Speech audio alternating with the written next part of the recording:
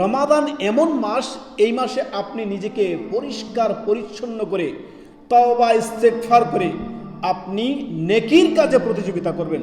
রমাদান হচ্ছে সেই মাস। সুবহানাল্লাহ, সুবহানাল্লাহ। আমাদের সালাফগণ, সাহাবায়ে কেরাম রমাদানের 6 মাস আগ থেকে দোয়া করতেন আল্লাহর কাছে, আল্লাহুম্মা বাল্লিগনা রমাদান, হে আল্লাহ আমাদেরকে রমাদান পর্যন্ত পৌঁছে দেন। আর রমাদানের পরে 6 মাস তারা দোয়া করতেন, হে আল্লাহ আমাদের রমাদানের ইবাদত বন্দেগীগুলো আপনি কবুল করেন। সুবহানাল্লাহ। বিগত রমাদানে অনেকেই আমাদের মধ্যে ছিল, আর এই রমাদানে অনেকে আমাদের মধ্যে নেই, দুনিয়া থেকে তারা বিদায় নিয়েছে।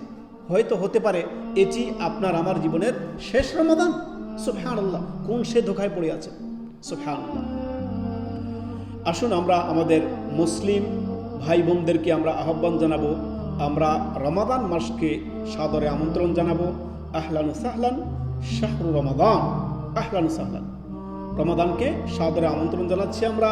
রমাদান মাসের পবিত্রতা, রমাদান মাসের গুরুত্ব, মাহাত্ম্য, ফজিলত, রমাদান মাস আত্মশুদ্ধির মাস, রমাদান মাস চরিত্র গঠনের মাস, রমাদান মাস তাকওয়ার মাস, রমাদান মাস তওবা ইস্তেগফারের মাস, রমাদান মাস নেকির প্রতিযোগিতার মাস, রমাদান মাস হচ্ছে মানুষকে পাপ মুক্তির মাস। সুবহানাল্লাহ।